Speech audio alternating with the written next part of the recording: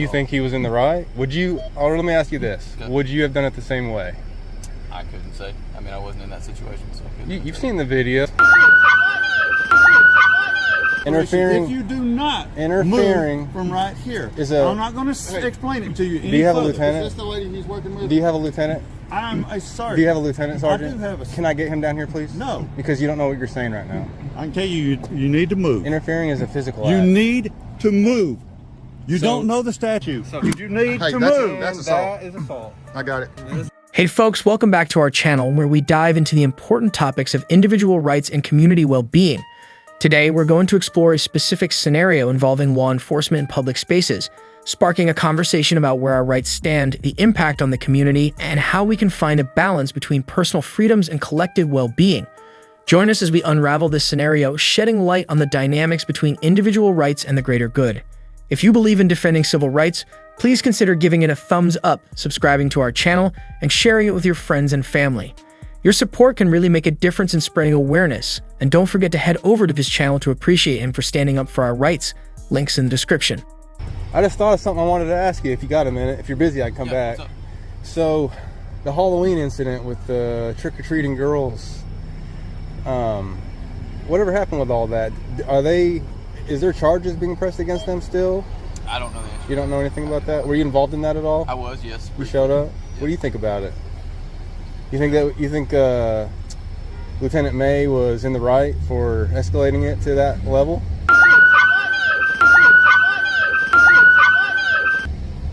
I mean, we're doing our jobs. Oh, definitely. Yeah. I mean, it was. I think Lieutenant May was in the wrong. I'm not saying I think everyone else that showed up was in the wrong. They were doing their jobs, but I do think he was in the wrong. What do you think about it? I mean, we were just doing our jobs. Do you so think he was in the right? Would you, or let me ask you this, Okay. would you have done it the same way? I couldn't say. I mean, I wasn't in that situation, so I couldn't. You've seen the video. So you should know whether, if someone shows me a job site I've not been on, I'll tell you what I would have done or not would have done. So what would you have done on that job site? I mean, he encountered somebody that broke the law, and he dealt with the situation. So, I mean, that's all. So you think if someone's littering, it's okay to escalate it to violence? I mean, if you have a non-compliant suspect. I mean, he went hands-on with them before they were non-compliant. Okay. I mean, I wasn't there for that portion, so I mean, I can't. You seen the video? His body camera footage? Yeah. I think everybody has, yeah. Right. So do you think it's okay to go hands-on with someone for littering, even if they don't like the fact that they got caught littering? That it's okay to escalate it with a minor to violence? Filming in public is a right protected by the First Amendment, which guarantees freedom of expression and information gathering. Courts have consistently said that taking photos and videos in public is a crucial part of free speech and press. This was confirmed in cases like Glick versus Cuniff, where the courts acknowledged that people have a protected right to record public officials in public places. In the video, the people argue that they have the right to film on a public easement, supported by legal cases that distinguish public areas from restricted state property. They say public easements are meant for everyone, including filming, and point to public utilities in the area as evidence that it's intended for public use. The correctional officer's questioning of the filming authorization shows a possible misunderstanding of state policies versus public rights. While security is important, especially near a correctional facility, it needs to be balanced with constitutional rights. The suggestion to contact a public information officer for permission, while following institutional rules, seems to clash with the broader legal permission for public filming.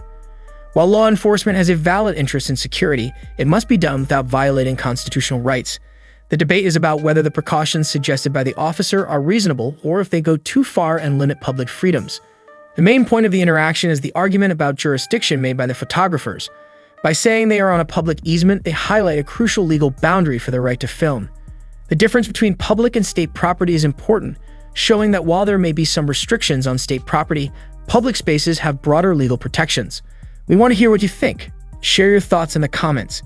Your voice is important in shaping discussions on important topics. Let's keep exploring, asking questions, and getting involved in the world to make sure our rights are respected and our communities are safe.